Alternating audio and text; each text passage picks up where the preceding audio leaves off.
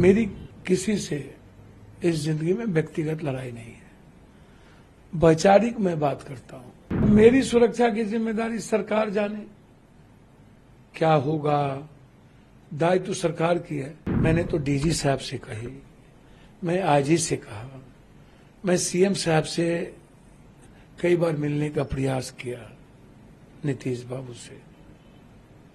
मैं उनके chief secretary से बातचीत की सुरक्षा को लेकर के।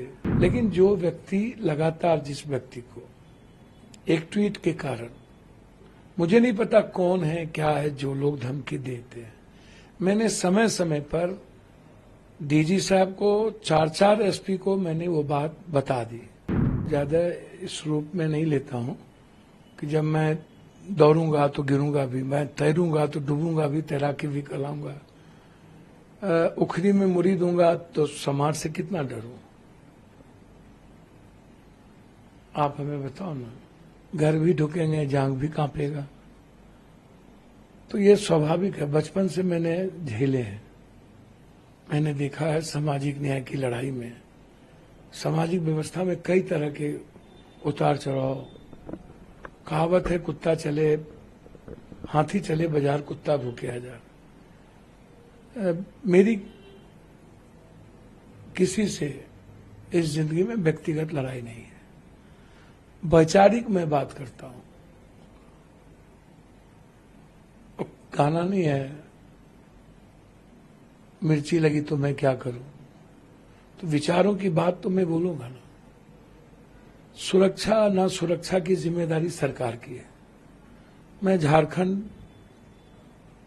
झारखंड की जनता की सेवा के लिए खड़ा हूं, लड़ रहा हूं।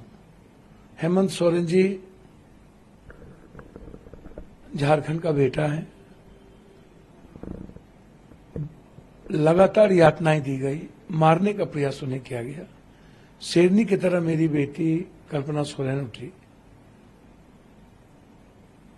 और मुझे लगता है कि आज आम लोगों की आवाज बन चुके हैं। देश के हित में झारखंड महागठबंधन के लिए मैं यहां काम कर रहा हूं, अपने कर्तव्यों का काम कर रहा हूं। अब मेरी सुरक्षा की जिम्मेदारी सरकार जाने, क्या होगा दायित्व तो सरकार की है। मैंने तो डीजी साहब से कही, मैं आईजी से कहा, मैं सीएम साहब से कई बार मिलने का प्रयास किया, नीतीश बाबू से। मैं उनके चीफ सेक्रेटरी से बातचीत की सुरक्षा को लेकर के। जिन लोगों को कोई सुरक्षा की जिम्मेदारी नहीं है, दायित्व नहीं है, जो सत्ता के साथ रहेंगे, जिनको सुरक्षा का कोई मतलब नहीं, उनको ये लोग जेट देंगे, सब कुछ देंगे, बाबा को देंगे, सबको देंगे। लेकिन जो व्यक्ति लगातार, जिस व्यक्ति को एक ट्वीट के कारण, मुझे नहीं पता कौन है क्या है, जो लोग धमकी देते हैं, मैंने समय समय पर डीजी साहब को, 4 एसपी को मैंने वो बात बता दी, कह दिया। मुझे लगा इसको ओपन करने की कोई जरूरत नहीं है, हाय तौबा मचाने की जरूरत नहीं है। और इतनी धमकी के बावजूद मैं बम्बई गया था। मैं सलमान जी से मिला, बात की मैंने।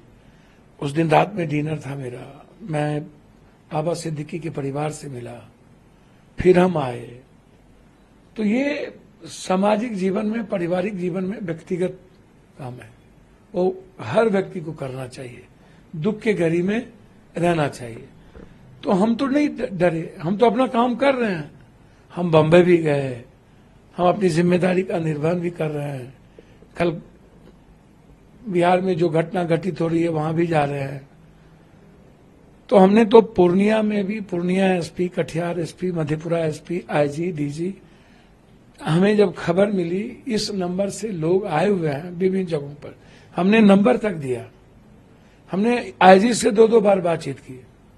तब सत्ता में नहीं हूं इसके लिए हमें मर जाना चाहिए, या इनकी सुरक्षा की जिम्मेदारी नहीं है। मुख्यमंत्री जी सत्ता वाले लोगों को समय देंगे, गैर सत्ता वाले से मिलेंगे भी नहीं।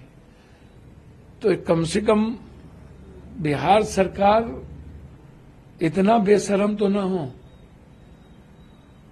कि आप, और भारत सरकार से, गृह मंत्री जी से भी मैंने बातचीत की। आपने लेटर लिखा गृह मंत्रालय को? मैं बातचीत तक किया था सुरक्षा को लिए, फोन आए उनके, मैंने उस वक्त बातचीत भी की अमित शाह जी से, फिर पत्र भी लिखा। तो सत्ता के साथ आप नहीं हैं तो आप मरिए, श्रद्धांजलि बाद में दे दी जाएगी।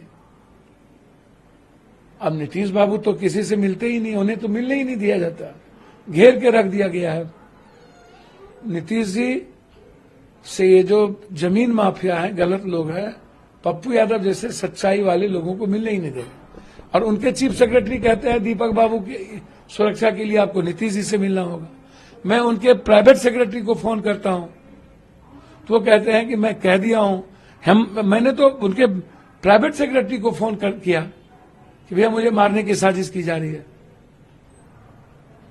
तो कहां अनसुनी है, सबने अनसुनी कर दिया।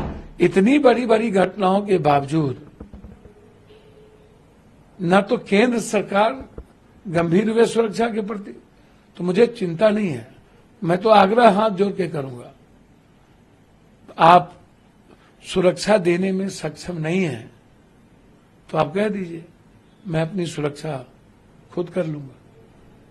सलमान खान के प्रकरण के बाद जब उन पर आपने उनके बारे में बातें की, उनसे नजदीकी आपने जाहिर की, उसके बाद से धमकी आने लगी? देखिए, सलमान खान की बात नहीं है या बाबा सिद्दीकी की बात नहीं है, ना किसी गैंग की बात है। मैंने स्वाभाविक रूप से एक ट्वीट किया कि देश, संविधान, लोकतंत्र से बड़ा कोई नहीं, कोई व्यक्ति नहीं।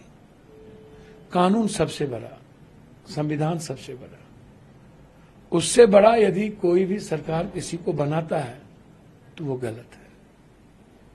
बस मैं फिर कह रहा हूं, ना मेरी किसी से निजी दुश्मनी है, ना मुझे किसी के गैंगवार से लेना देना है।